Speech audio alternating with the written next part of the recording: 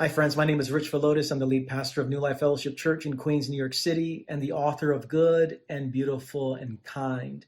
The verse of the day is found in Ephesians 4:32. This is what it says. Be kind and compassionate to one another, forgiving each other, just as in Christ God forgave you.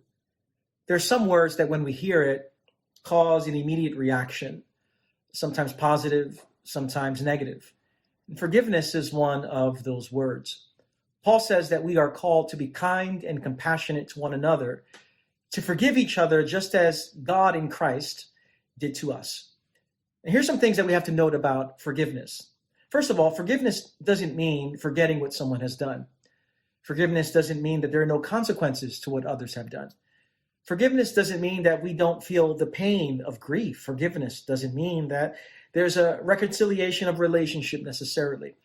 Forgiveness doesn't mean that things will always be like they once were before. But it does mean freedom from interior bondage. You see, holding unforgiveness, as someone has said, is like drinking poison and waiting for the other person to die.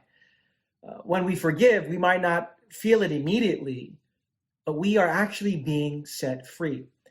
And not only that, we express what God has done for us in Christ. The forgiveness of God is one of the most beautiful pictures of grace.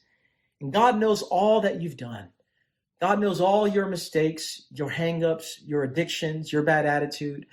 And yet in Christ, God has forgiven you. And the invitation on this day is to meditate on that beautiful forgiveness, and then ask God to do that work through us.